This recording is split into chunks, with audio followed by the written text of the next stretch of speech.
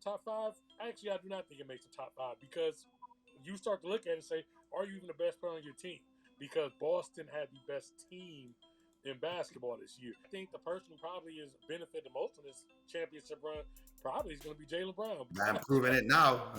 Yeah, he's playing like it's a contract here. The commonality with these two finals is basically what I just said, the inexperience.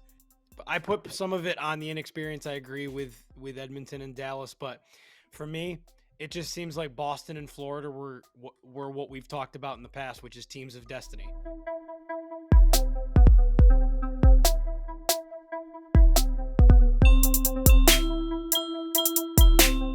Yeah, buddy. We back again. Episode 115. Cinco Squad is here. My name is Jonathan Sawyer. With me are my brothers Grandpa Jay, Mikey, and Trey Day. Fellas, happy NBA Finals and Stanley Cup Finals continuing as the games are getting hot right now. But we're losing out on all of our sports. It's coming to a close here soon. But yeah, you know, hopefully the home teams just keep ruling. Just so you guys know, from here on out, the topics of conversation will be LeBron James, the Lakers, the Cowboys, Aaron Rodgers, New York Jets. That's in the topics, and I don't want to hear anything about it. Okay. Okay, sounds great. That's what we're talking about. We have to talk about Caitlin Clark too. Oh, you have to throw Caitlin Clark in there. That's a little sprinkle. Of course. Today's topic: will Caitlin Clark start for the Green Bay Packers at quarterback? You also forgot about Troy Aikman. What's his quarterback's name again? It's my quarterback, man. Dak Prescott. Oh, T.O. Oh, you're talking about? What are you talking about? Or Tony Romo. Tony Romo. Oh, Romo. Then Dak Prescott. So, yes, I mean, all the sporty news, that's all they want to talk about is LeBron James and where he's going next year. And that's what we'll talk about. That's going to be from 115 until the start of the NFL season. That's all we're talking about. So, even when he goes somewhere. Apparently now Cleveland's drafting his son. He's moving back. He's going to be moving in the apartment right next to Trey. Trey, I heard that you're getting the garage ready for him. I heard he needs about a 14-car garage. Do you have the construction team ready for that? All right, good. Yeah, we're working on it right now. All right, yeah, you got the contractors. Nice. Good. Yeah. And then Trey's helping out at Cleveland Heights, home of the Kelseys. There we go. I saw that earlier today. He's helping out over at their school and building their statues one particle at a time, right, Trey? Yep. Once you don't make it as small as Iverson's statue, where we need like a magnifying glass to see whether or not it's Allen Iverson, then you're all good. It's like this big. Good job. Fuck you, Duck is back. Fuck you, Duck is back. The vengeance.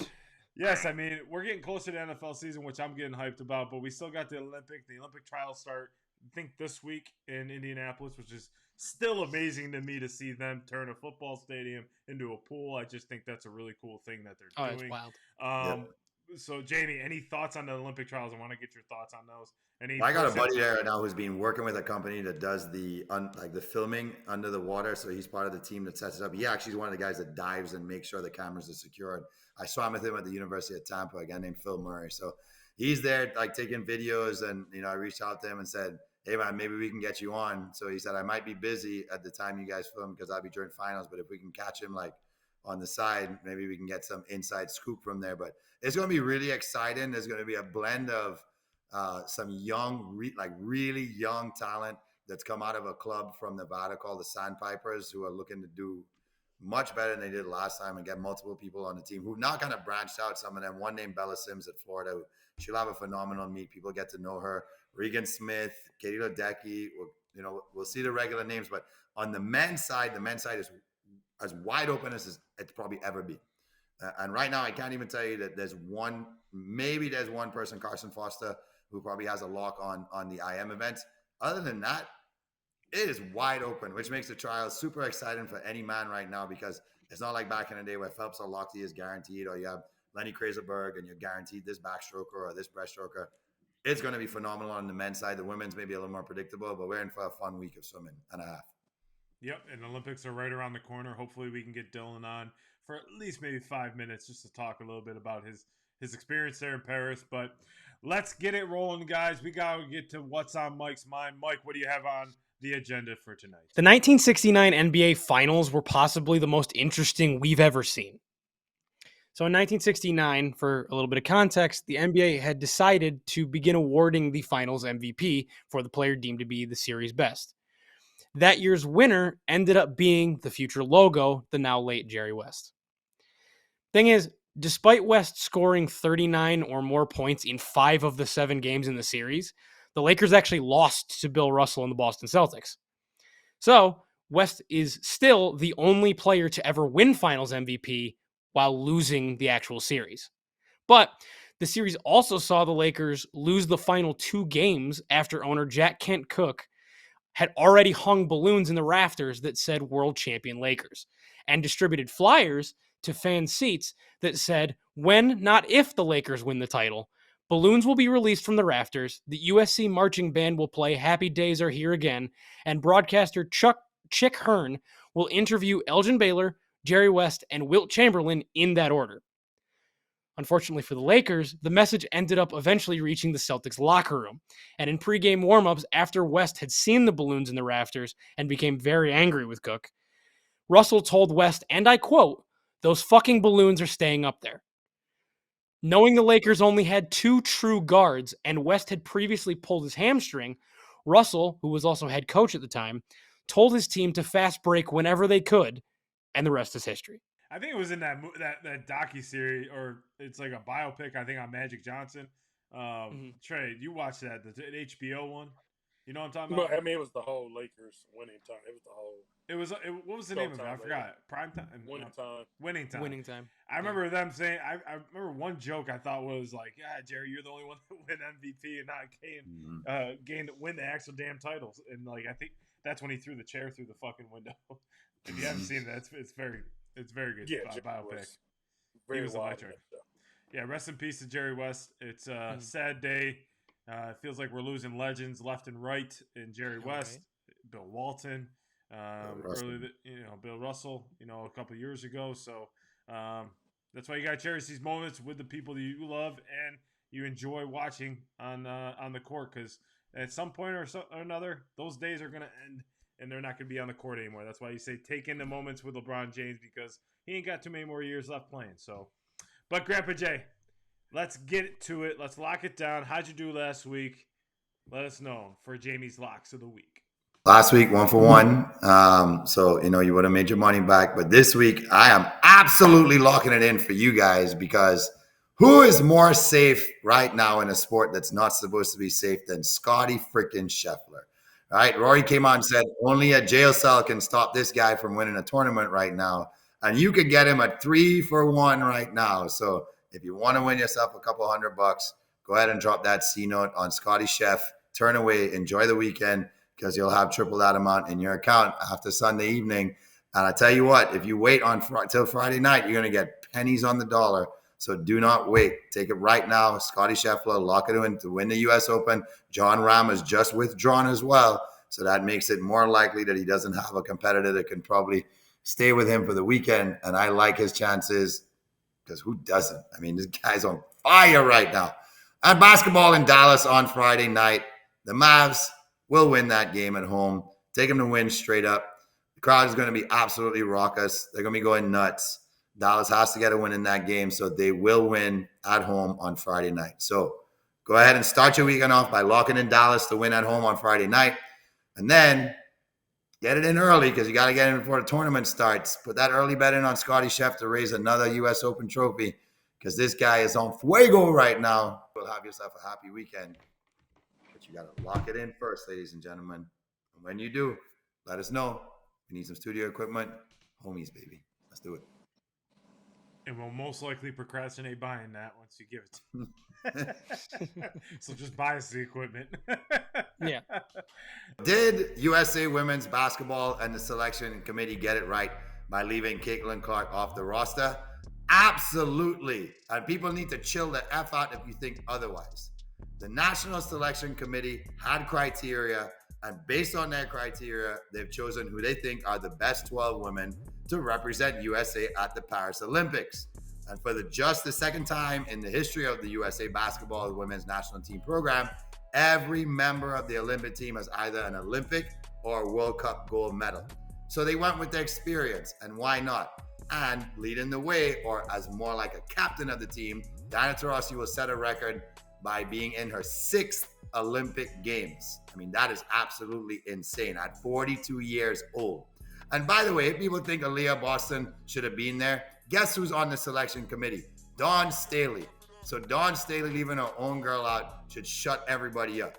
But she's not even the one you should be worried about as per who was left off. All right? Because right now, Dallas and Notre Dame fans should be pissed off because Arike Ogunbowale was left off the roster. And oh, by the way, she now leads the WNBA in steals and is second to the reigning MVP or 2-time MVP, Ajaia Wilson, in points scored this season. So if anybody's going to be upset or if anybody's going to be pissed off, it should be her and the Dallas fans because she's having a fantastic season. And if you guys think that was just some sort of ploy by USA Basketball to make sure they put Diana Taurasi on the roster because we just want to give her that opportunity, Diana Taurasi is scoring more threes per game than Caitlin Clark. Now, here's where they're going to drop the ball, and they shouldn't. There's a 3-on-3 tournament right now in the Olympics. Caitlin Clark should be on that team. Her game is fucking perfect for it. But you think USA Basketball is going to make that move? They should, but I don't know if Caitlin Clark and her team and her agents are going to accept it because right now maybe she's too big for that tournament, but I don't think she should be too big for that tournament because the streets need Caitlin Clark there on that 3-on-3, and I think it'll be a great move for her. So she should do that. So if you guys are pissed off about this, you got to shut the hell up because USA made the right move, and Caitlin, get on that 3-on-3 basketball squad for the Paris Olympics. We got to hop into what seems to be the most boring NBA Finals and potentially the most boring NHL Stanley Cup Final there has ever been because it looks like Boston is going to take out the brooms here in Game 4 and sweep away Dallas. And then if Florida beats Edmonton on the road, Boston might toss up the broomsticks to sweep them away. So thoughts on the NBA and NHL Finals? What is going on right now? Like, why can't these teams just compete? Well, it's the same thing both ways. Dallas has been at 60 points with minutes to go in the third quarter in every game. And I mean, you have to give Florida's defense more credit. And we said it because the last team they played, they were down to 3 or 4 defensive players who could actually have an impact on the game, and it showed. And all of a sudden, they took control of the series when those teams lost their best defensive players. So it's clear right now that there's something going on with Edmonton where either Florida's coach figured out the strategy to shut down Connor McDavid, and he's the only one. And same thing on the other side. It's like everybody's talking about Boston. Even Trey and I on when we were talking last week, we're saying that is it going to be an onslaught of Boston threes or Dallas's defense has been Boston's defense has been shutting down Dallas. Yep. So I don't know why they didn't show up, but obviously if you can't score the puck or score the basketball, you ain't winning a game in either finals or Stanley Cup. I have one thing to say about the Florida Panthers, and it's one person and one person only. Sergey.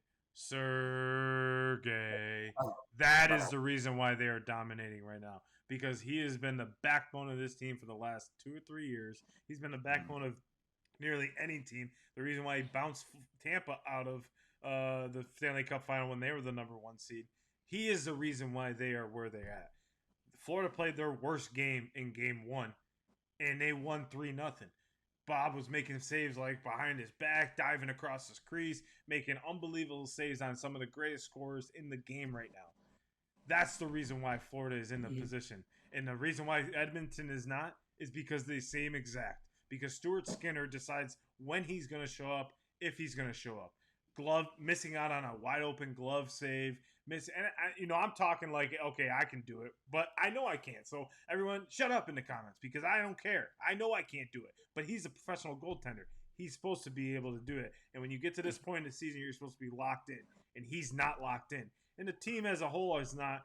I mean, they're firing. In Game 1, they had 40 shots in the first period. Mm-hmm. So you got to tip your hat when you have a great goaltender. That's the reason why Florida is doing so well. And honestly, I think Dallas is just the youth is coming out in Dallas. The youth of being in the playoff.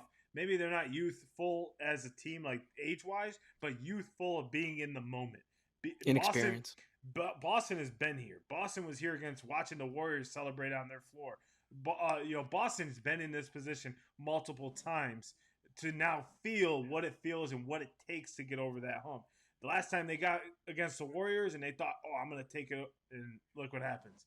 Mr. Steph Curry, the best player in basketball, comes out and just cooks up Boston. So I think Dallas is just a year away, maybe a couple moves away, and just experience. I think this is a good experience for them because it'll show them what it takes.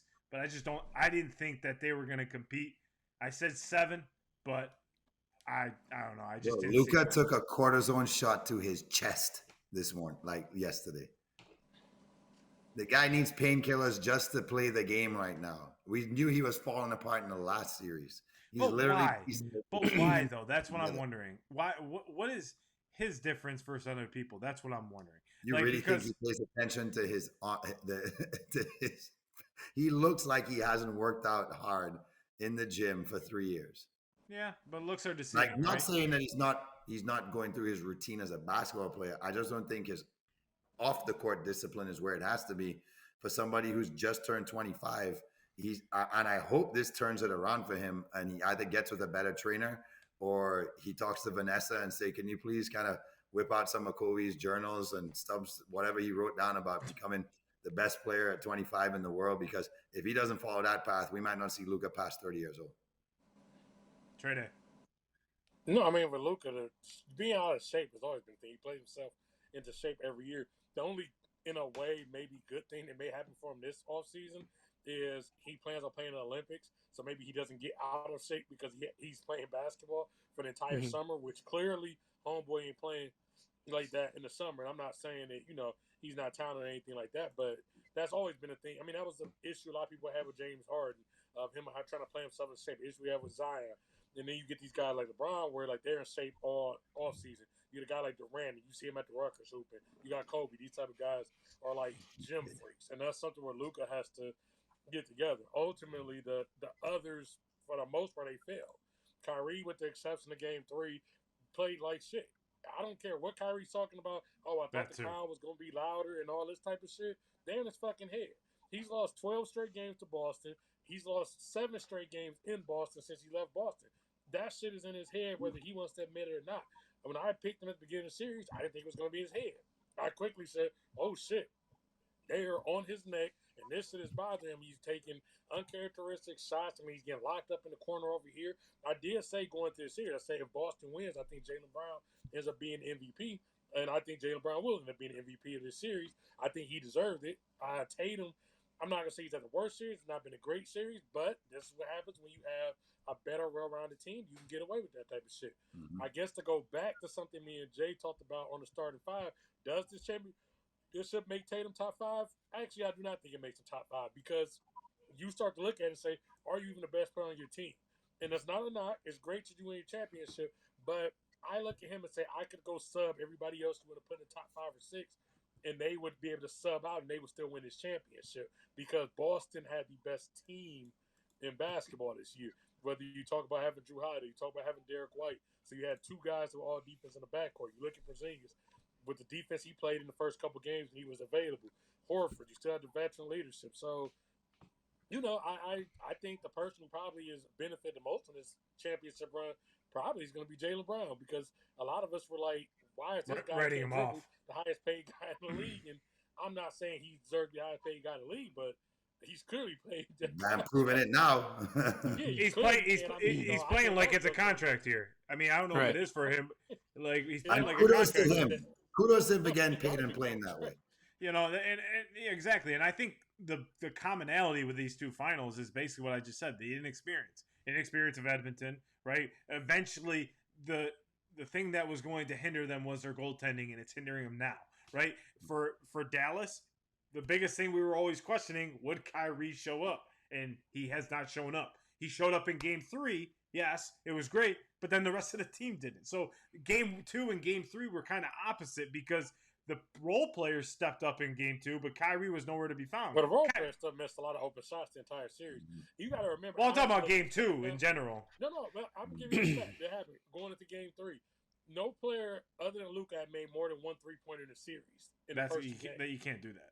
You can't have that. And these were a lot of open shots that they were missing. When you got that, there's no fucking shot of winning. When you got how does only one person for a team that was averaging 14, 15 3-point a game, only one person has more than one 3-point total through 2 games? No, and that's the other thing with Dallas is, I get what you're saying with the youth, and I do agree with that. The issue for Dallas for me, though, is I don't know if they have another shot of being back here next year. I was going to go there, too. Better, so to me, this was their window. I don't think they're the best team in the West. 30. Yeah, I just don't see. It's too many other teams. Like, when you look at Minnesota, still getting better. Denver's still going to keep most of that structure together. OKC's getting better. I don't see Dallas getting back here next year. This was their window. I don't see it just based on the players they have, and I agree with you 100%. Because I was thinking the same thing. I was like, man, like some teams you see, it's like, okay, like Florida last year, the Panthers. Like you could see them bringing everyone back, putting in some key components, and then getting back to the Stanley Cup final. Where Dallas, I don't see that because I see a lot of guys walking away for contracts or whatnot, and then you're back to Luka and Kyrie. And I don't know if Kyrie's in a contract year, but you and I were thinking the same thing, Trey, because I was like, yeah, I don't see it next year because I don't think they're the best team in the West. They're not. This was the window. Yeah, this was it. Because Denver, I think, is just going to get better, and that's scary.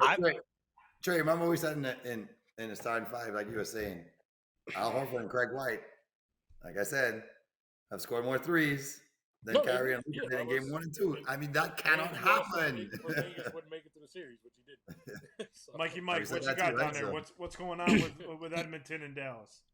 Yeah, no, to be honest, I put some of it on the inexperience. I agree with Edmonton and Dallas, but for me, it just seems like Boston and Florida were what we've talked about in the past, which is teams of destiny. Like this is just this. They're teams on a mission. Is there anybody that could truly stop them? They put together teams that just mowed through everybody, seemingly, and I thought the series would go longer because I thought Dallas and Edmonton would be able to put up more of a fight with, the talent that they do have. The fact that you look at them, we talk about Luka, considered a top 5 player in the NBA, Connor McDavid, considered the best hockey player in the world. You got to think that to start is going to help you contend in a series, but these are just more complete teams. These are more complete teams that are built to win now. And I agree, Dallas's window is over. I got OKC as my front runner going into next year for the NBA just because they had a bunch of young guys that all clicked together in one season, and now they're just going to have another year under their belts together as a team. And you talk about complete teams. I think they have the basing for a complete team moving forward, and their window is just starting to crack open, let alone be open. Dallas, yeah, you made your moves. You went and got Gafford and PJ Washington because you knew this was the year. What do you do now? But that's the thing is I didn't even think it was their year. Like them getting into the playoffs, I was like, I don't see it. They may have been pretty. And when they beat the Timberwolves, I thought, okay, Timberwolves are going to run right through Dallas because all they have to do is stop Luka, which is a tough task. I understand that, but I didn't. There was the series between Minnesota and here.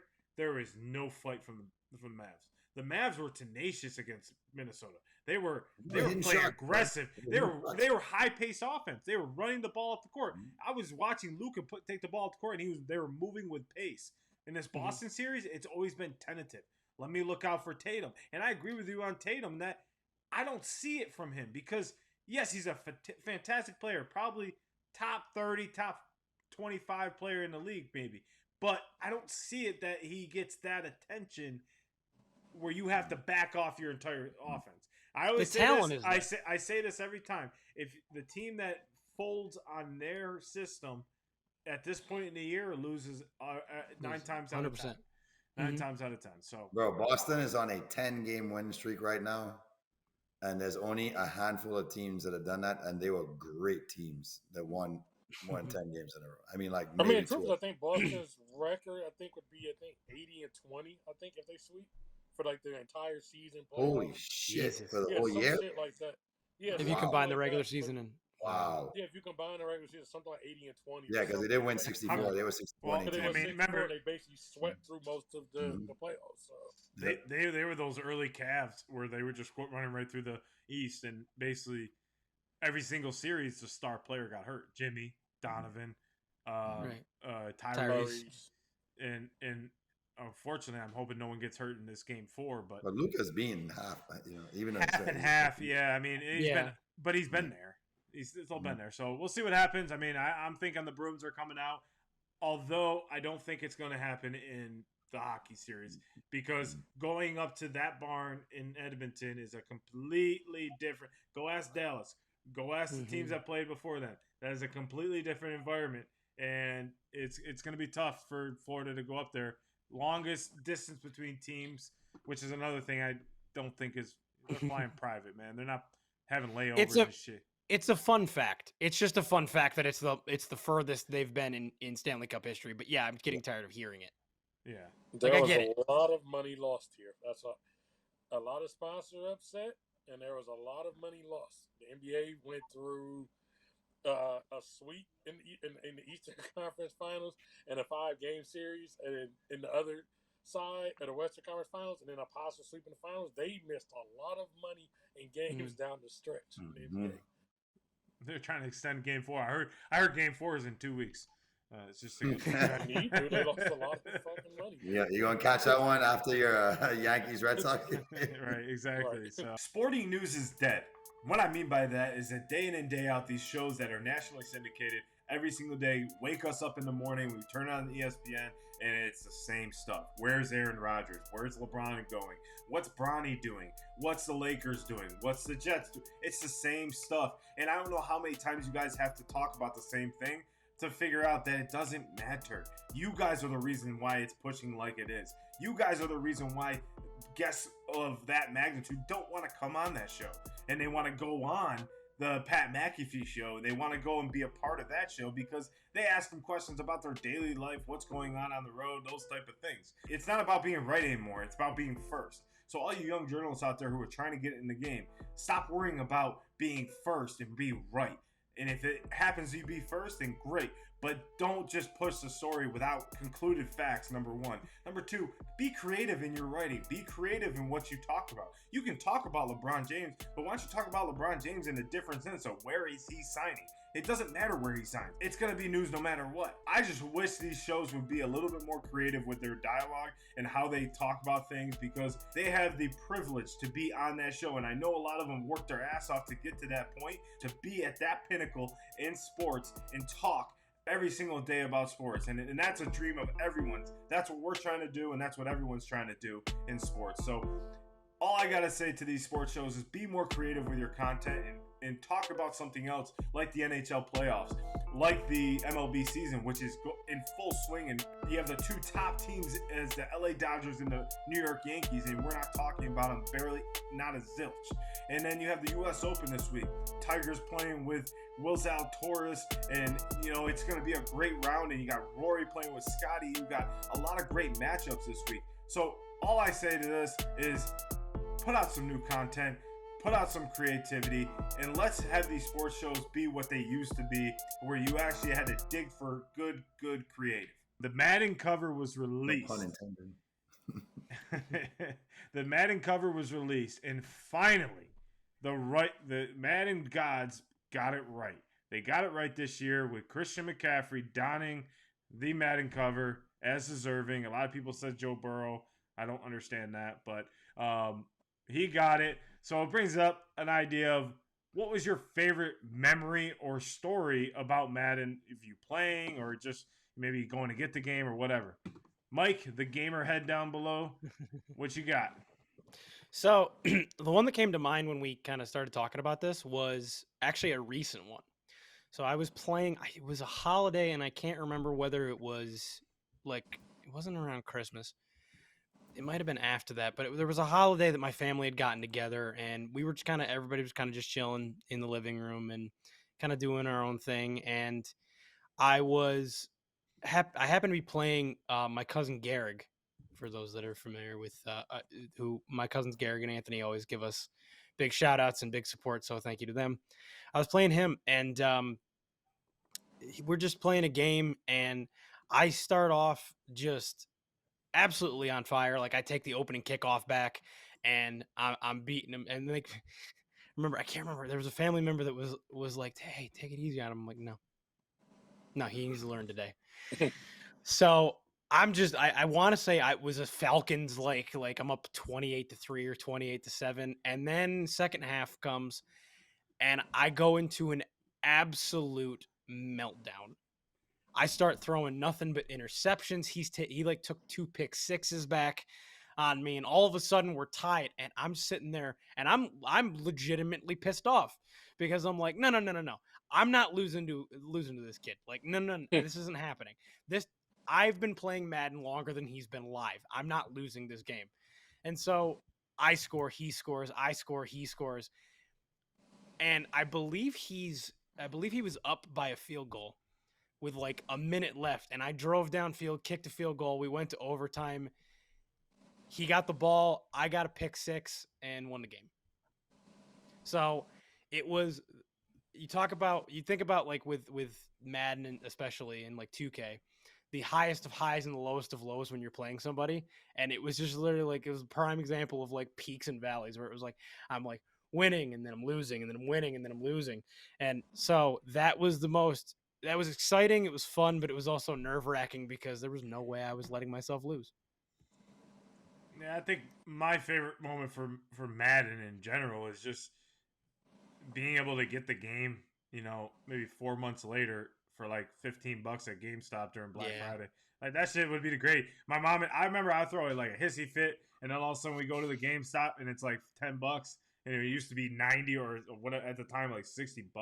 And it was my favorite time because I could never afford the $60 games, and then all of a sudden you go to GameStop and it's like $20 like 4 months later if you just have patience. So anyone that's out there that's a gamer, just wait. You don't have to have it when it just comes out. It's nice to, but you're not missing anything. It's still going to be the same game then as now. It actually might be better. The gamers, if you're asking them to wait for a game release.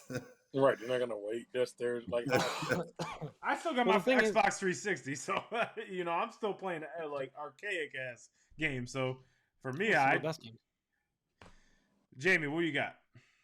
Well, since I am Grandpa Jay, back in 1992 when I had Sega an SNES, came out, which was a Super Nintendo, I was done with the gift for my birthday, I believe, it may have been Christmas, of Madden 92.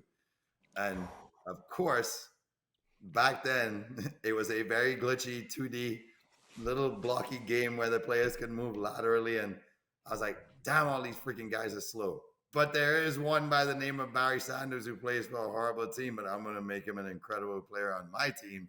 So I was like, every play, run the ball, Barry Sanders, block on the right side, break to the outside, try and pick up a first down. And I must have run the ball 95% of the time with Barry Sanders because I didn't even know who the damn name of the quarterback was then when I was 10 years old playing the game. So I love playing that game. I was probably one of my only friends who was into American football, as they said in St. Lucia at the time. I couldn't get anybody to play with me who wanted to play more in a quarter because I'd be whooping their ass. And they're like, this game sucks. Let's play something else. I was like, okay, let's play tennis. Like, no, you whip my ass in that too. I'm like, all right, we can play Donkey Kong on Mario Kart. But I enjoyed kind of like getting to know the game really well. And I played it a whole crap load, and it kind of helped me out to really got to know football a little bit better because I started to understand what plays actually were. And that kind of helped me out when we would play on the beach. I'm like, oh, I got to play, guys. I know exactly where we have to run. You're Y and you're B. And you're A, and they're like, what? I'm like, just shut up. Let me just give me a second. All right, you're Y, you're B, and you're A. You're doing this. And I'm like remembering the game and the play. So yeah, that was a fun time back in those days playing the early Madden. Motherfuckers pulling out the binder like of all the plays. Like, all right, here, this is what you're right. Is this from Madden? Yes. So I got the trench coat with the plays. I got it right here, boys. Look, there we go. If anyone knows when you were playing schoolyard football, the best playbook was this: your hand. Oh, yeah. All right, you're gonna do this, and you're gonna do this for sure. And you. Just stay there. You run 6 steps and hook and just put your hands up and I'm going to throw it straight to your face. When you hit the cone, when you cut. Trey, what you got for us? So everybody knows I cannot stand Tim Tebow. Could not stand him. Tim Tebow annoyed the fuck out of me. Now, the irony is that particular year of Madden 2011, I took it upon myself to perfect how to run the Broncos offense with Tim Tebow. As only an overall 77 quarterback, I took Tim Tebow and I was just housing everybody in fucking college with Tim Tebow and those Broncos. I basically switched the playbook, had him run the option, and I would just methodically just run it with Tebow left, run with Tebow right, hand the ball off, kick a field goal, play some defense, get the ball back, take my sweet ass time. I was in there basically just beating people 9-0, shit like that. And it was annoying. And every time I would score, I would do the whole T-bone thing just to piss everybody off and annoy them even more. So I was just like a menace for T-bone. And it was the most boring, methodical games. And I played it like that, just like the real Broncos did that year. It was like, we got Brandon McManus. All I got to do is just get in field goal range, kick a 60-yard field goal as the clock expires. So that, for me, that was my let's annoy people. The year of Vic was the real. That was cold. That was all were really fighting good. for Vic in 04. Yeah, so 04 Madden. Eventually, the Falcons were just banned from being played because everybody just like, no, I'm playing with Vic. If I don't get to play with Vic, fuck you. Can never trade him. You can never trade for him ever. I tried. I remember I would try to give like everybody, like all the stars, and then Falcons like not enough. I'm like, what the fuck, man? Not enough. Not 04 what do you mean?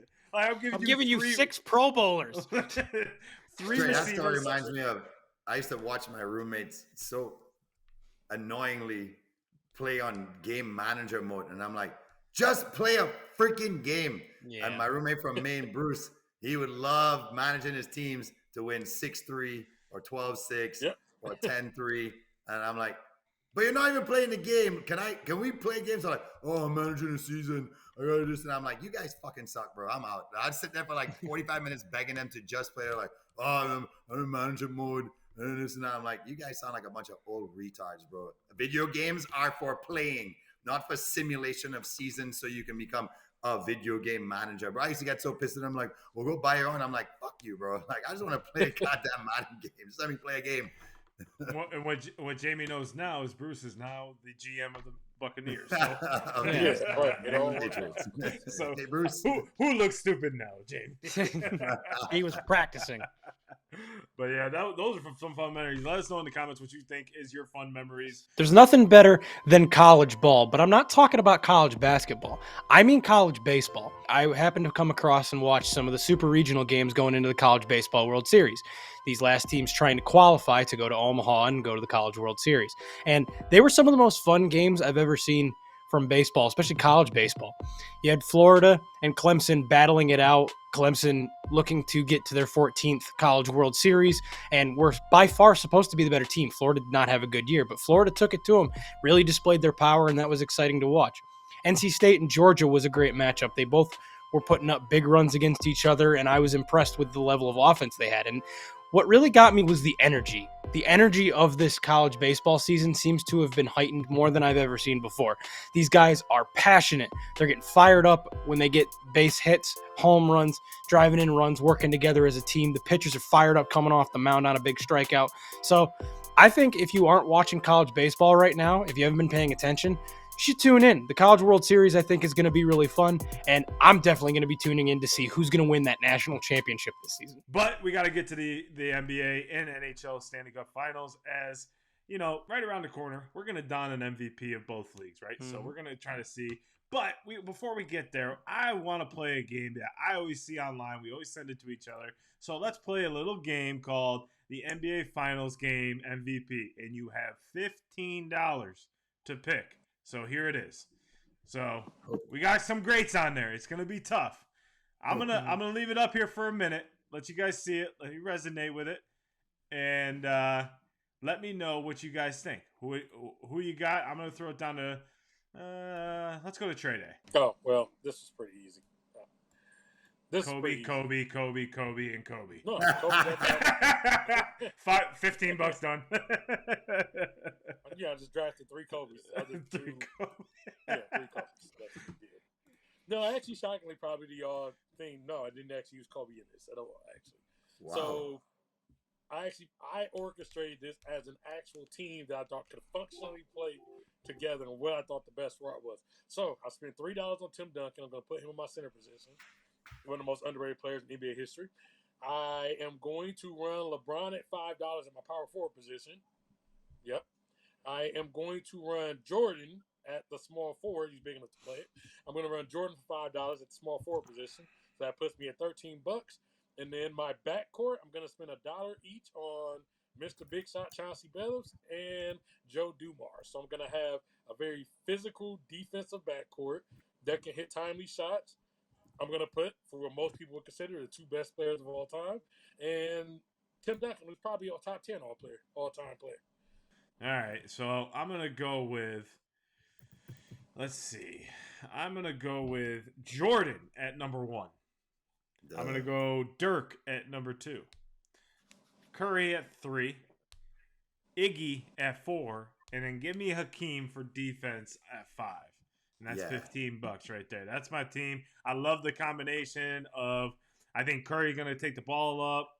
It'd be a combo between Curry, or Curry can, give it to Michael to take the ball up. I think, Curry can come off the screen, catch and shoot, but he also can create his own shot. Dirk is in there to grab rebounds, and kind of Hakeem is like a decoy for Dirk, because people are going to be more worried about Dirk sometimes, and Hakeem can get the ball, and then when Hakeem gets the ball, they're going to kind of double on him, dish it out to Dirk with a little fadeaway. And then I love Iggy's defense. I mean, offensively, he's not very effective, but defensively, he's a monster, and that's why he won the MVP at one point in his career in the league. So that's my lineup. I got Jordan, Dirk, Curry, Iggy, and Hakeem. Sounds like a rap group. Yep. Could be a good one. Could be a good one, too.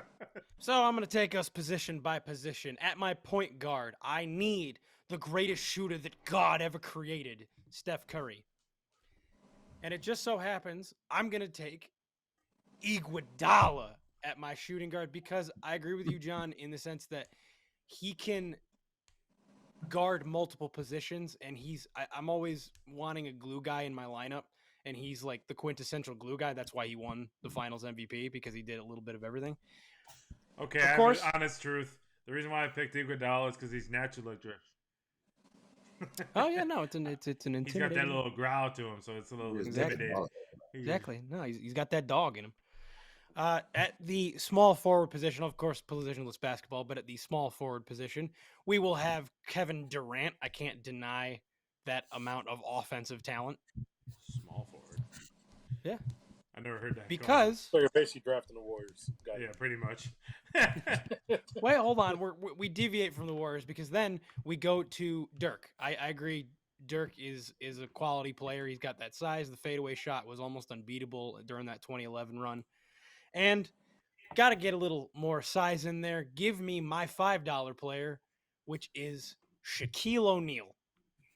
The most dominant center we possibly have ever seen. I need Shaq in my lineup. Hack a Shaq be damned. I need Shaquille O'Neal. So I've got Steph Curry, Andre Iguodala, Kevin Durant, Dirk Nowitzki, and Shaquille O'Neal. Jay, who you got? It's a dangerous team, bro. It's a dangerous team.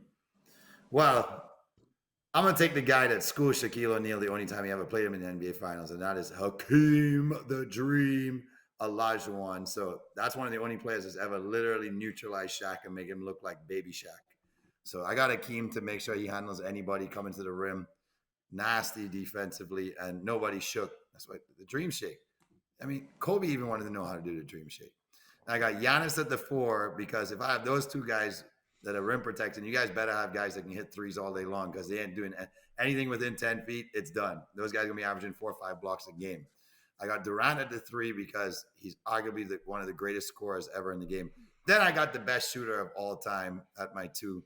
And then I'm going with the Frenchman, César Claire-Blanc. Well, I met him, right? So it's a little bit biased. I met Tony Parker at the 2016 Olympics in Rio. And the guy was just a freaking awesome dude. Down to earth, just sat there and rapped with you, asked him about his career. At that point, he was kind of on the backside of it. Said he was time to move on and stuff like that. So, just for sake of a little bit of bias of actually meeting him, being able to see him play at the Olympics live, the guy was pure class. And, he was part of a San Antonio team, and he was really the glue to that San Antonio team, to be honest, as the point guard. So my starting 5, Tony Parker, Steph Curry, KD, Giannis Antetokounmpo, and Hakeem the Dream Olajuwon. My team would kick your ass. No, it's safe to Wish. say I got the best team. I have No, fucking no, Jordan. I have Jordan no. and LeBron. Wish. No. I have Jordan. and No. LeBron. See, I have no. Jordan and Curry. No, I don't. Yes, I do. And Dirk. You don't even know what your team looks like. How you gonna coach a team you don't even know who's in your roster? Are you there? Who's there? He's not on the team. You don't even know Shit. who's in your roster. and hold on. I'm baffled. You know Tony Parker, and he's yet to be on this show. I met Tony Parker. You didn't Tony met Parker Tony don't Parker. know me. Well, I it- knew No, Tony he has his Parker. number. It's more of an in than the rest of us have. Yeah. I met Tony Parker. You could have asked him back then. Wait. I met Tony Parker, Paul Gasol, Rudy go fart off and get out of the NBA, and Well, he's not. Diana Taurasi, Serena Williams, and who is the other person? What's her name? I can't remember her name right now. At the time, she was a really good tennis player, but her name's not coming to mind right now. She was on a bus ride over with me to the track on one day. So that was a pretty cool Olympics because all of them were just cool as shit. Like all of them were down to earth to talk. Oh, Carmelo was chilling with Diane at the time when I met her. And so was, who else was it with her? It was him, her, and DeRozan that were chilling together. You could have asked him to be on the show back then. But what show? He had no motherfucking show back in 2016. It wasn't even a You gotta dream back predict- then. you No. gotta predict No, it. if Well, I think technically, someday- Mike and I had a show. You could have asked him to be on our show yeah, you could have been asked him to be on Yeah. Primetime Sports with Mike before he and even knows. Yeah. Sure. But that's the first show I'm going to ask him to be on. Right. There's two guys that I haven't met yet that are in the middle of nowhere in Western New York right now. Like where you went to school, Mello? Yeah, see, I have the in. So, Yeah, Um, there you go. Unfinished beef. Netflix has announced that one of the greatest rivalries is going to be returning. Joey Chestnut is going to be going against Kobayashi. Is going to be live streaming in September on Labor Day weekend. So it gives me something to look forward to. Now, unfortunately, Joey made the news this week because Joey was banned from the Nathan's hot dog eating contest. That's been the highlight for me of the 4th of July for years. Like me and my mom, we would get together, watch the hot dog eating contest, and then go outside and make some hot dogs. So to see Joey get banned, man, that just changes everything. But one of the first things that got me into watching the competition was watching Kobayashi saying, how is this little man going to be able to compete like that? And then watching that rivalry come up. I mean, think of it this way. These two are pretty much like your LeBron and Michael Jordan of competitive eating. They've combined for 22 championships. That's 6 for Kobayashi, 16 from Joey. And to actually see these two be able to get back in and compete, that's going to be great. It's just going to change the whole Labor Day. And in the future, I wouldn't be surprised if they start to have those two just go on tours and say, okay, Joey versus Kobayashi, go eat wings. Joey versus Kobayashi, go see who eats most donuts. So I'm looking forward to it. That's going to be a fun Labor Day to be able to wake up, watch those two, get out there and compete, and then probably end it with some good college football that night. Finals MVP for hockey and the NBA to see who was most deserving that didn't win. And we're not going to go too far, right? You know, the guys were ripping me because, you know, Grandpa Jay saw all the finals back since Yes, he 1920, but we didn't get to see him. So we're going to start from like 1995, maybe 90s onward, maybe 2000s onward. So Grandpa Jay, who is deserving of an NBA Finals and Stanley Cup Conn Smythe winner? On the NBA side, it has to be Steph on that 2015 team. Steph was the only guy who scored over 20 points a game. I don't know why it was even a debate. At the time, they were saying that because he needed a cast and, you know, he's not showing up defensively. And I don't think anybody ever got knocked because they weren't great on the defensive end of the floor. If you're the general for your team, scoring the most points and your team wins, normally that's the guy who wins the MVP. So I thought Steph got cheated out of it. And for years, he never got another opportunity to win it because KD was obviously the guy until finally he took Boston down a couple of years ago. So to me, I don't know if that may have changed the trajectory of his career to have that under his belt already, meaning he wouldn't have been as hungry for the years after. I think it worked out for him better to not win it because as people are saying he's aging and he's never going to win it, I think he needed that to fuel his fire and to really keep his mojo sort of intact because he wanted to prove to everybody, I know you guys think that I don't deserve this award, but how can I not? I'm one of the greatest players in NBA history, and my team just went on a huge dynasty run. And of course, as the best player on the team, I should win an MVP. So I thought it should have happened a long time ago. But hey, I wasn't too mad at Iggy. I had no, it was not like I hated this choice. I just thought very odd that there was even a debate as for why. And In hockey, I'm gonna be honest. Like I feel with hockey, it's clear. Like it's if the goalie wins, it's clear. I don't think in hockey they get it wrong. Like you don't get it wrong in hockey. I think everybody knows who the best player on the ice is, hands down. If it's not your goalie, it's your star player. I think very few times it's being defensive players. So I really don't think they do a bad job in hockey with figuring out who that is. I think head and shoulders, you stand above who's any other player on the ice. And at least my memory of hockey, because I didn't go back too far, I just couldn't say like, well, I don't think that guy didn't deserve it. So there's really nobody for me when I think of hockey that they got it wrong with. Well, while we're here, this is an important point. Andre Iguodala was the worst Finals MVP possibly in the history of Finals MVP. Mm-hmm. So that's clearly who the fuck did not deserve to be a Finals MVP. As simple as that.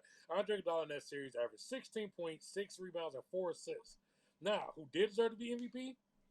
Look, R.I.P. Jerry West. But damn it, LeBron should have won MVP. I don't give a damn. He averaged 40 points a game. LeBron averaged 36 points, 13 rebounds, and 9 assists. And the reason they said they gave it to Iguodala was because he shut LeBron down. I'm going to say this again. 36 points, 13 rebounds, 9 assists. That's damn near a triple-double. That was the idea of what they said was shutting him down. Meanwhile, this guy puts up 16, 6, and 4. I mean, okay, for God's sake, if you want to say LeBron lost, he didn't deserve it, then fuck it. I guess give it to Steph. Steph at least did average 26 points, 6 rebounds, and 5 assists. 6 rebounds as a point guard, I'll give him his credit for that, to be able to do that. But end of the day, I know they lost, but to even get that shit as far as they did to that 6 games, LeBron should have won the MVP. I know y'all gonna be in the comments talking about they lost and all that shit, but no, the most valuable player in that series was him because that series would have been over in 3, not 4. It would have been over in 3 if LeBron had put the type of numbers. Yeah, I mean, you guys kind of took my answers kind of out of my mouth. I said the same thing. I said that Andre wasn't deserving of that, and my choice was LeBron James in that series because I remember that was, other than the Heat ones, that was one of the only ones I've seen, and I was like, damn, he's just tearing it up. There's no way he can't win it. But it's like now it just goes to the winning team, and I think that's just a method of, hey, we got to give it to the winning team. You don't have to give it to the winning team. You give it to the MVP is most valuable player of the NBA Finals. It doesn't say it has to be on the winning team. It's the person that is standing out the most. It could be on the losing team. It could be on, there was a kid on my team for hockey that won it in our tournament, and we didn't even make the finals. He won it. He had like crazy amount of goals and assists, and it was like he was deserving of that reward. So it shouldn't go to the person that just because you think he shut him down. I mean, those numbers, Trey and I have always gone back and forth like, damn, how did Iggy win it? I mean, obviously, if you want to go winning team, you go with Steph Curry. Steph should have won it. Steph should have won that because he was just lights out the entire playoffs. Didn't he have that crazy year? What was it? How many 3-pointers in a season? He broke the record that year, right? 3-pointers in a season. I think it was. It was like 104 or something. Yeah, something like that. He has some crazy number, and it's like I feel like that plays a big factor. As much as people don't want to say it does, I know it's of that series, but that person, even if they don't have that good of a series, because Steph only averaged 18 points a game, but his factoring focus the scoring, focus the defense for the Cavs more on Steph and opened up other guys, and that's what Steph did. He opened up other guys like Clay, like Iggy, like Draymond, like other guys like Boga. Like there's a lot of guys that got a lot of minutes and points off of Steph Curry because he was being focused by the Cavs, and the rest of the guys weren't. So I gotta go LeBron, and then for hockey, you gotta give it to the goddamn goaltenders. Forget all the players. Mike was just saying before that he thinks they're going to give it to Andre Barkov if the Panthers win. And I think that's absolutely bullshit because Bobrovsky is the one that got him to this point because in game 1 of the Stanley Cup Finals, the Panthers played like shit. They know it, but Bobrovsky stood on his head. It's kind of like the year that Tampa won, that Andre Vasilevsky won the Conn Smythe. And that was much deserving. And everyone's like, no, it's going to be Kucherov. No, it's going to be Point. No, it should be Andre Vasilevsky for some of the games that he did. And I think on the best offensive team. They're scoring 1 goal a game right now. How is that even an argument right now? Florida had their worst game of the playoffs in game 1 and won 3-0. So that is showing half a goal, not even one. That's showing how dominant they are, but how dominant they are in net. You got to give it to the goaltenders more. So, Mike, I don't agree with you. I think it's going to be Barkov that's going to get the MVP if they go and win it. So, I disagree with your point on that. You mean you think it's going to be Bobrovsky? Bobrovsky, yes. I think it's going to be Bobrovsky. I disagree with your point. I don't think it's going to be Barkov. Barkov hasn't done anything. All he's done is get hurt and go off in the locker room. I agree. No, I'm not saying it should be Barkov. It should 100% be Bobrovsky. But I could see them giving it to Barkov because he is the best defensive forward in the league. I mean, he got voted. He was given the award for best defensive forward in the league. And he's getting a lot of credit for the fact that Edmonton can't score. In the fact that, because essentially they're looking at matchups, and Barkov 9 times out of 10 on the ice is usually matched up with McDavid. He's usually following McDavid. But he hasn't really shut McDavid down. McDavid's been skating around them like crazy. Like he's been literally. But he hasn't scored. That's not. I'm not saying it's right the way they're looking at it. But that's how they're looking at it. But that's what you're looking at, right? No, I think it should be Bobrovsky, 100%. Oh, okay. I'm saying I could see them giving it to Barkov. You agree on who you would vote for if you had a vote. But yeah, if I had a vote, it's Bobrovsky 100%. Yeah. Oh, okay. I thought you were saying No, it's just. But looking at the other side of the coin, I could see them giving it to Barkov if they decide not to give it to Bobrovsky. But it should be Bobrovsky 100%. Yeah, I don't know. For me, for the NBA, we kind of touched on it a little bit. I would have given the 2008 one to Kevin Garnett instead of Paul Pierce, because Garnett led the Celtics in rebounds, steals, and blocks and still averaged 18 points. He did more to me than Pierce did as far as overall affecting the entire series. So I would have given that to Kevin Garnett. And normally I would agree with you, John, in that the goalie should get it. But I did find one that the goalie, I think, got it and shouldn't have. That's 2006 with the Carolina Hurricanes.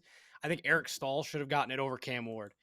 And it's not that Cam Ward was bad in that series or in that playoffs. He just, to me, statistically didn't stand out. He didn't outplay Dwayne Rolson from the Oilers in that series. He didn't outplay really seemingly any of the goalies. He was on par, but didn't outplay them. Eric Stahl had 28 points in 25 games that playoffs.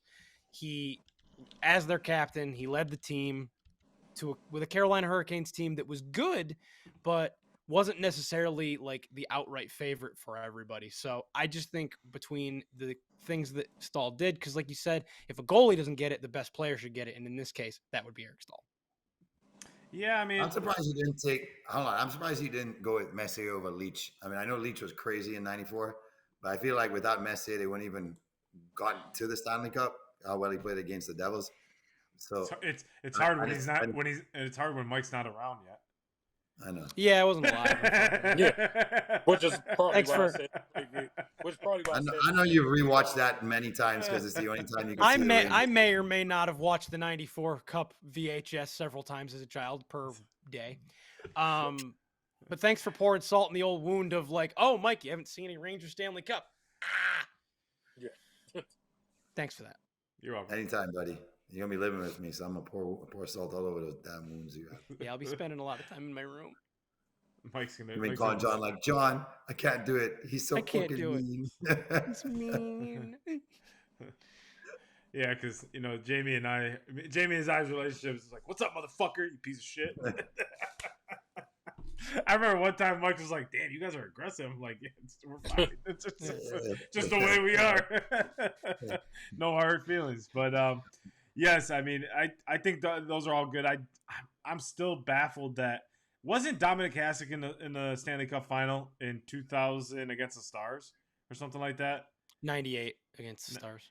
He deserved that fucking Stanley Cup. He played out of his fucking mind, dude. He deserved the Stanley Cup. There's no way he was getting the Conn Smythe, even loss or not.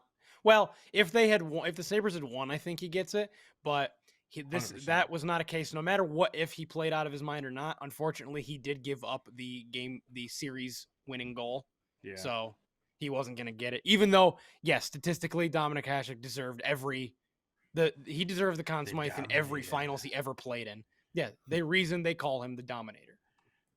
I still remember that play where he comes fucking skating out. and he just collides with the guy in the He in the flipped. He playoffs. flipped the dude. Yeah, That was great. That was it's great. wild. Who won it that year? Was it your boy John? I think it was 98. No, it was not the Red Wings. Stevie White. Didn't the Red Wings beat them? The Avalanche. 97. 98 was Didn't the Avalanche? I'm sorry. It was 99. Joe Nieuwendyk for Dallas won that. Dallas won it that year because I remember that was the last time they won it, and that's the big story about Dallas is that it would have been like the 90s teams that last won it if it was Dallas versus New York in the Stanley Cup. I just remember the Red Wings being in a shitload of NHL. Oh, yeah. Around that one. Yeah, they were in like 5. I'll tell you right now, my most heartbreaking, I was discussing this before the show with Trey, is like my most heartbreaking, like it was such a tale of like wins for me because in 2008 and 2009, that was, well, I guess I'm going into our favorite finals MVP, I think is our next topic, right? Yeah. Yep. Favorite finals MVP. So my favorite finals MVP and is basically in 2008, 2009, or 2007, 2008. I got to watch the Red Wings don the Stanley Cup, and that was my like second one I got to see. First one as a diehard fan, and I was like so relieved, but I was also like, fuck, Sidney Crosby didn't get one either. So because they played the Penguins, and then next year it was all full circle but it was very difficult because it was like I didn't know. Right. I was like, I want Crosby to. It was like Crosby would score. I'd be like, come on, Red Wings, let's go. Let's win back to back. So, yes, I am a Red Wings fan and a huge Crosby fan. I've been a Crosby fan his entire career. So, but I think that was my most, even though it was against my team, I was happy to see him win it. And unfortunately, he did not win the Conn Smythe MVP. He eventually did. So in 2016 and 2017, that was my favorite time. Mike and I were in school. Penguins finally won the Stanley Cup again, and he got the Conn Smythe as deserving of it back-to-back years. So that was my favorite one. And then, honestly, my favorite NBA Finals one was my first one that I've ever watched, and I think that was the year Dwayne Wade won it in 2006 with the Diesel. Even though Shaq may have deserved it in that playoffs, Dwayne Wade went out of his mind in that finals. He was crazy. Now, quote me if I'm wrong. I mean, I think Dwayne Wade won the NBA Finals MVP, right?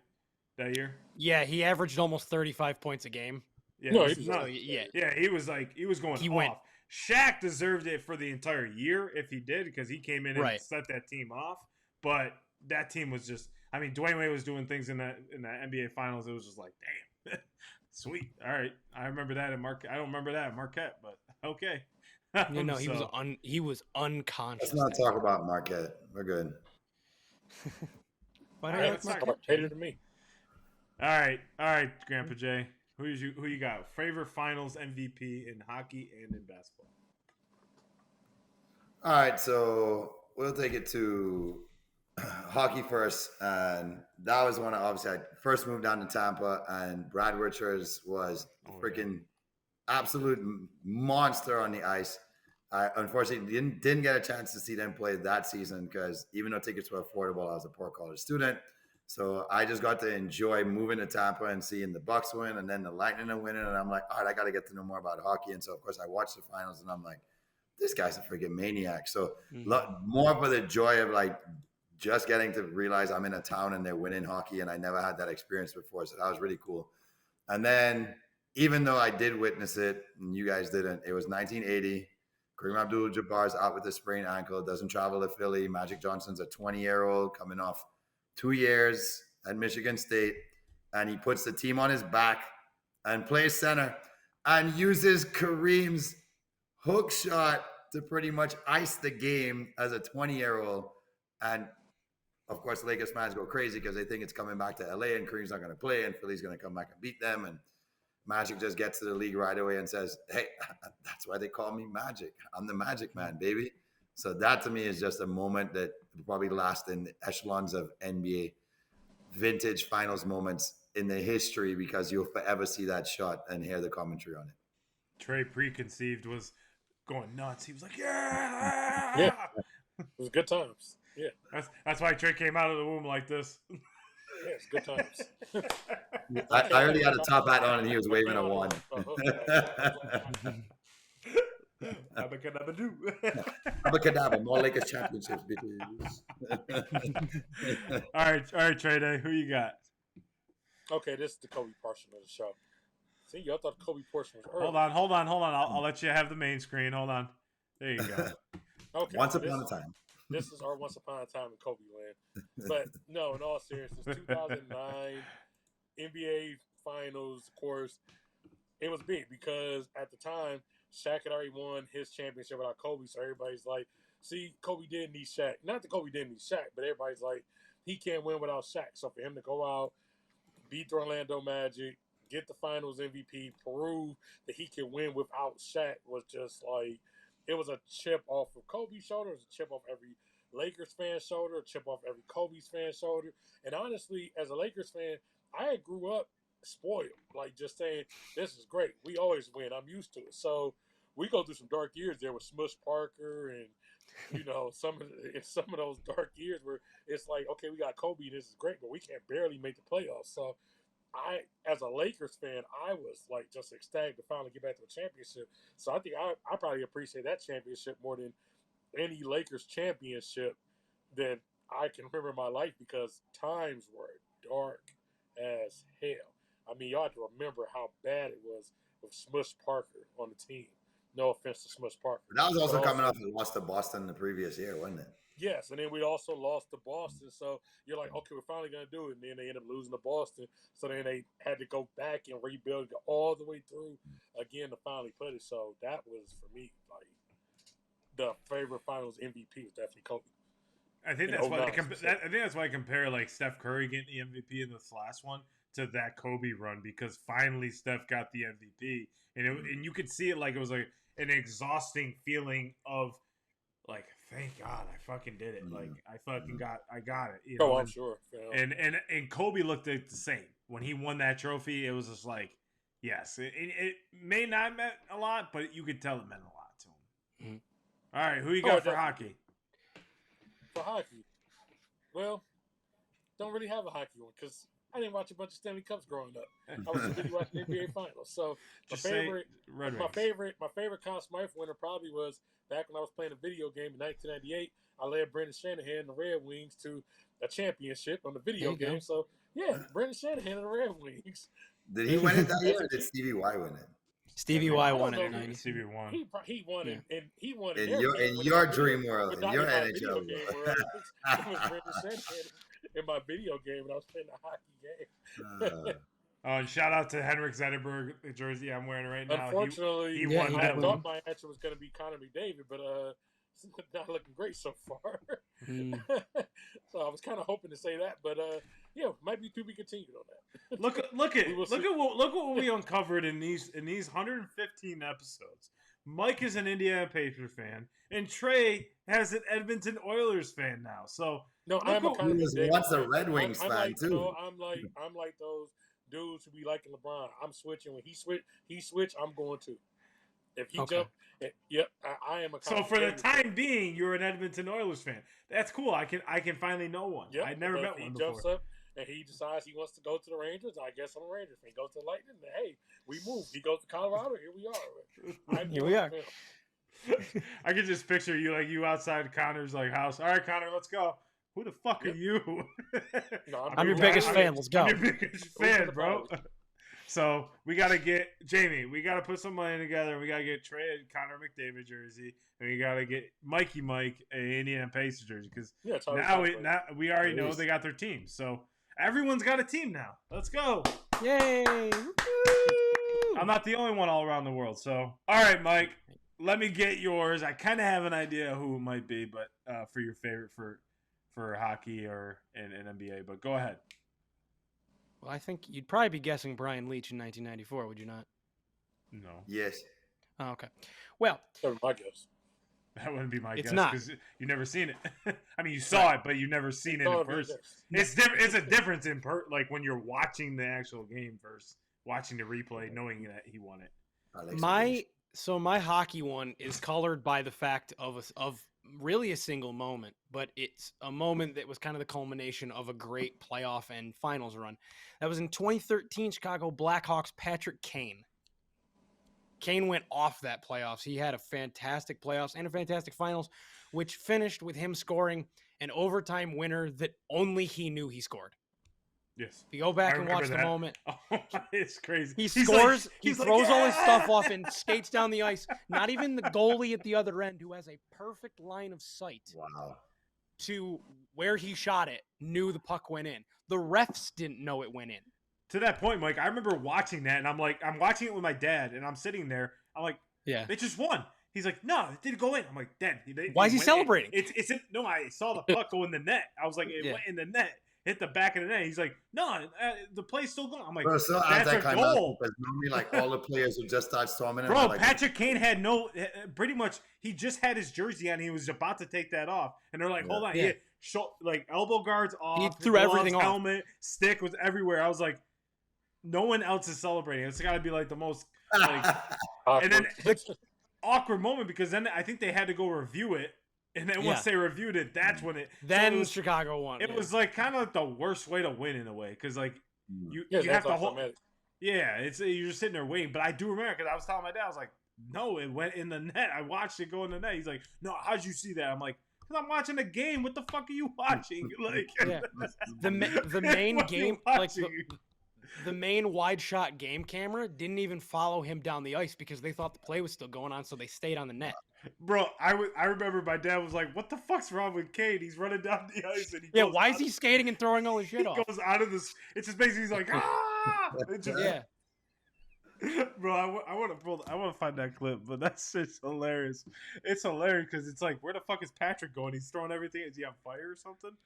I'm sorry, Mike. I took over your rant, but I no, it's fine. No, because that is like I said, that's the culmination of that whole run for him. Is just like, of course, he scores a goal to win the Stanley Cup, and nobody knows he did it until like 5 minutes later. It's insane. So, and the NBA one, prepare to shit on me. Oh boy. Because like Max Kellerman, I'm taking Iguodala. Jesus. Didn't you take against him though? Oh no, you took No, I took Garnett over Pierce. You took part of it. Yeah. Like I said before I said Iggy as a part of my team during the finals MVP picks. I'm partial to the glue guy on a team, and the fact that during that whole run he was kind of just everywhere. He contributed everywhere. No, he was not the top scorer. He didn't lead in any particular category, but he was top 3 on the team in each category. And so it just, his combination of offense and defense, and the fact that I think he opened up to me 38 points plus 9 assists, which means he gave up 60 points a game and 16 rebounds. I like the way he played. It's LeBron fucking James.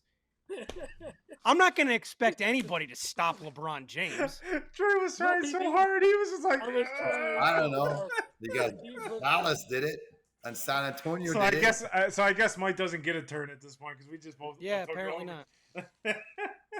I'm sorry, but I have to disagree. Like, I don't know how you can say that, because in that whole series, I could have said Klay Thompson.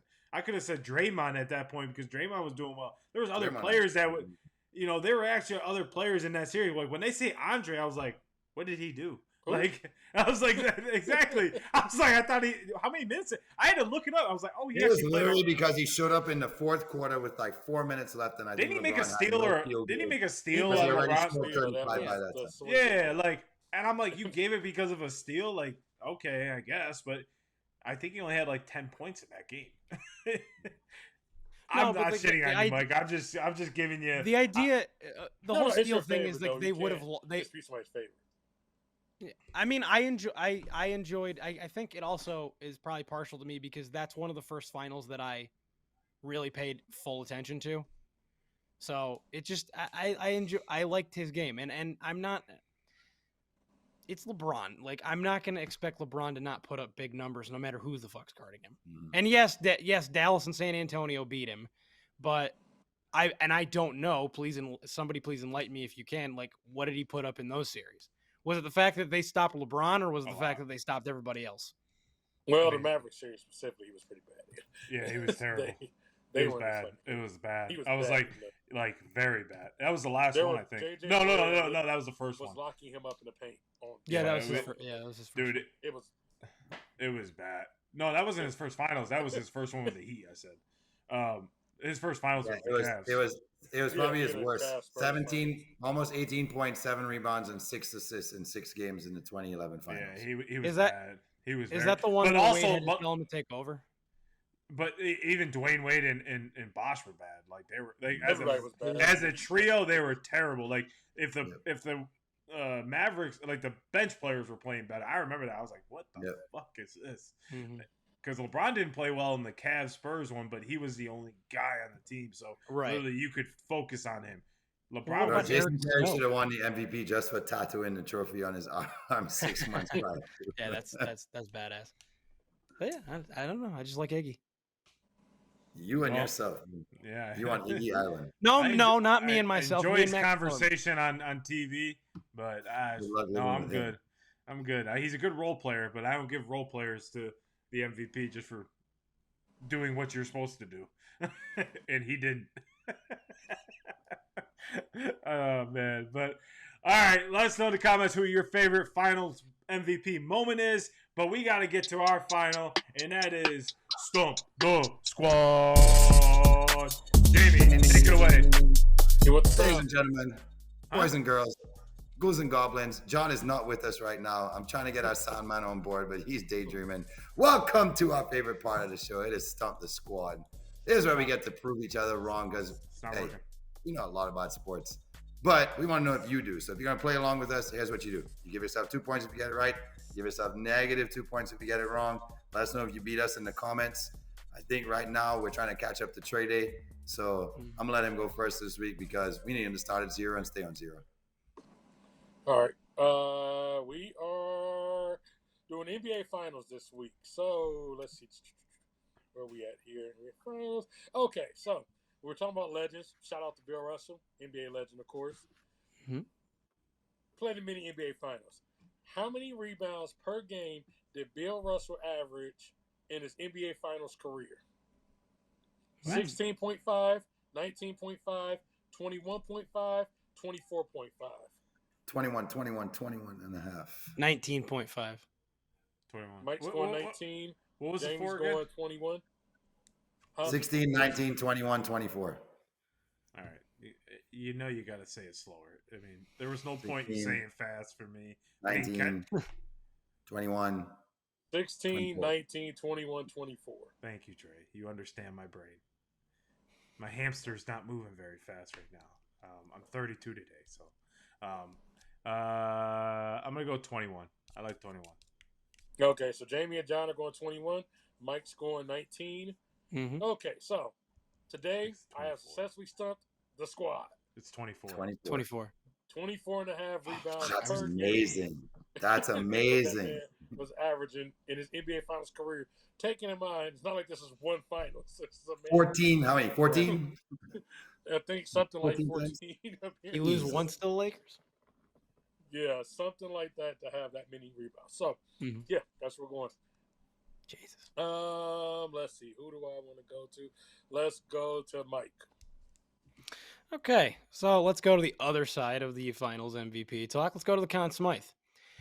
How many players have won the Conn Smythe Trophy as Stanley Cup Finals MVP for the losing team? Is it 2, 3, 4, or 5? I want to say 3. Yeah, Jamie, stop copying me, bro. I was guess 3, but both y'all going 3. I know I'm gonna get it wrong. I'm going 2. Okay. So John and Jamie go 3. Trey goes 2. Today I have successfully stumped the squad. The squad. It's 4. It's 4. It's 5. Damn. Stank the booty.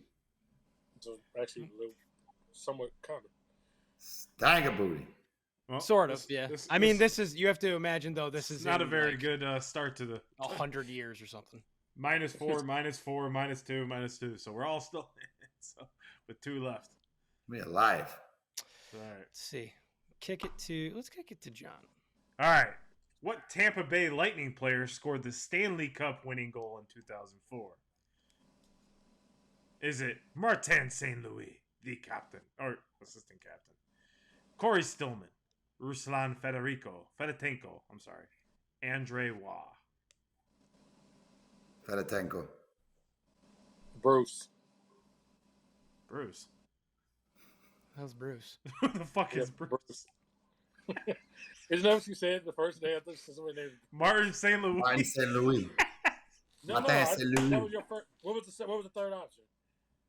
Ruslan Fedotenko. I said Bruce. Who the fuck is Bruce? Bruce. Oh, I thought you said Bruce, like with a B. I thought you said Ruslan too, the way you said it. No, Ruslan. Bruce. Yeah, it sounded like you said I thought Ruslan. you said Bruce. Yeah, I was like, Bruce. I'm like, who the fuck is Bruce? I'm like, your third option. I just want to what you just said. Bruce. I'm sitting here like, I didn't know how to pronounce that full name, so I'm like Bruce. Shit. I'm like, who the fuck is Bruce? All right, go ahead, Mike. I'm trying to think back. I'm gonna go. I guess I'll go with my gut. Corey Stillman. Gentlemen, I have successfully stumped Mr. Know-It-All. It is Ruslan Fedotenko. I remember that name. That's why. He was. I didn't. The name sounded too exotic not to be the answer. That's what I said.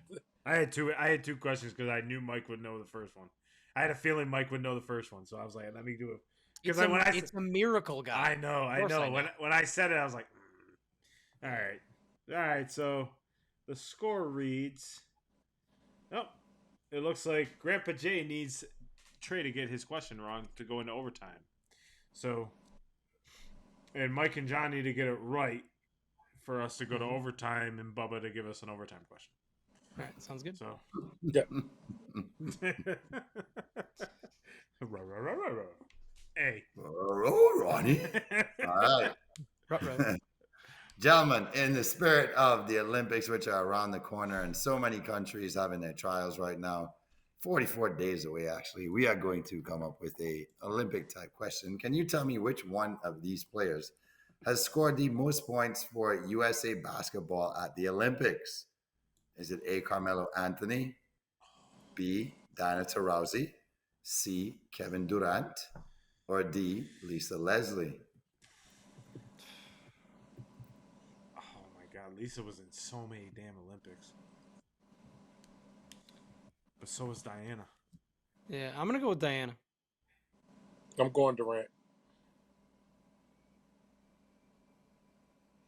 One for Diana, one for Durant.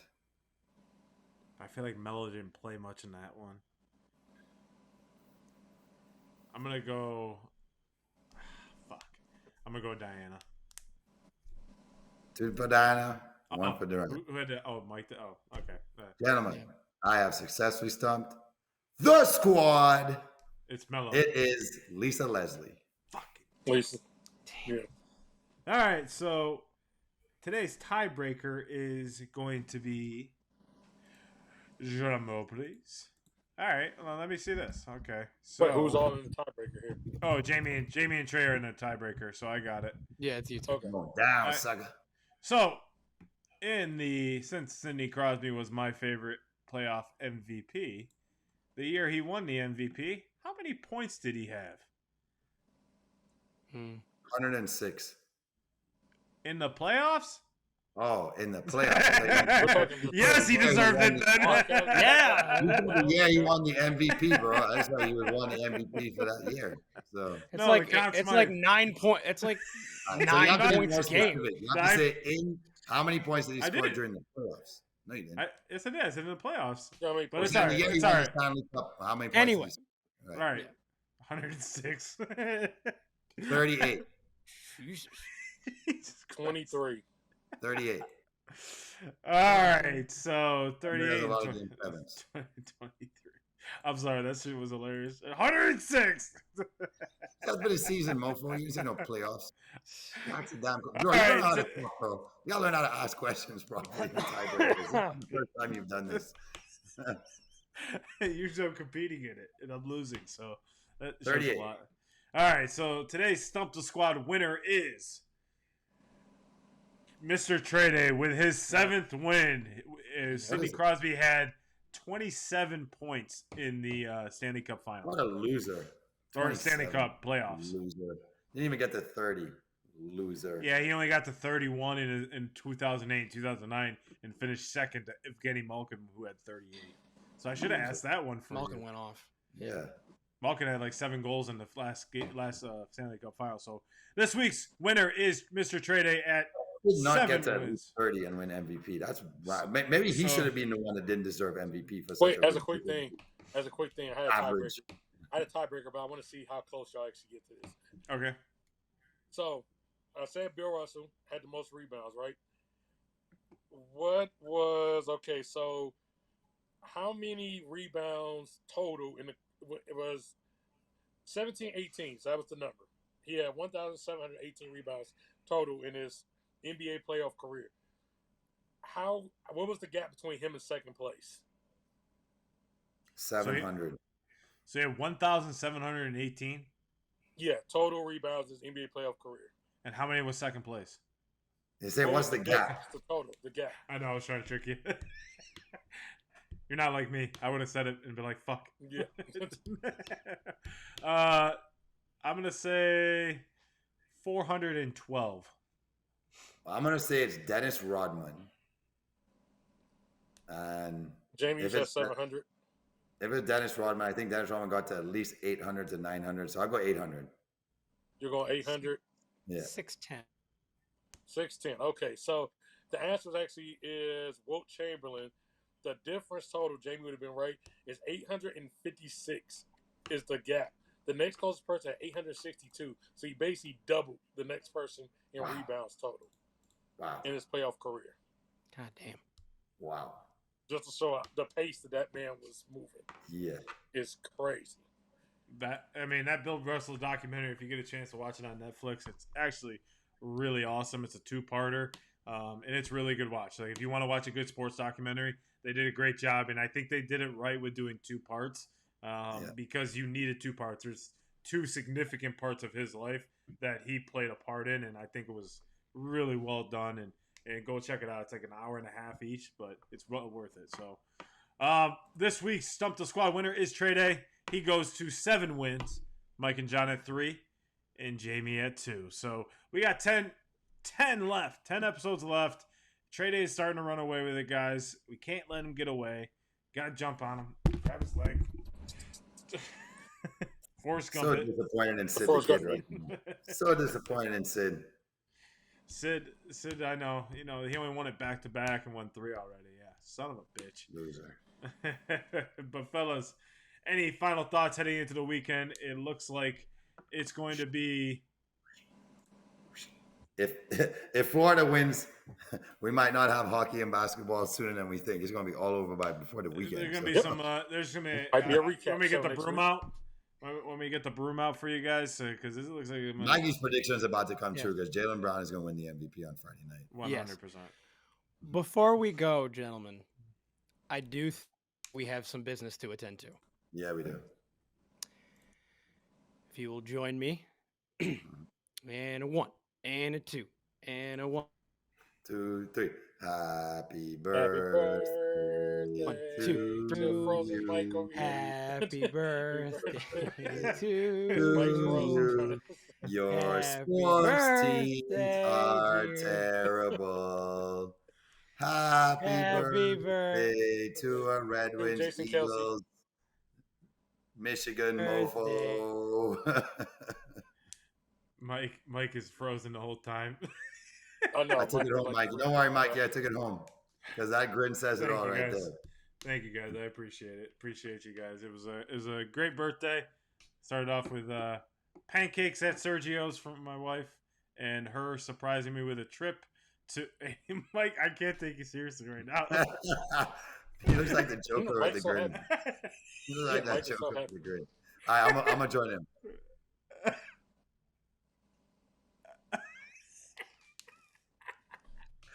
We better stop fucking around because then we'll all freeze and be.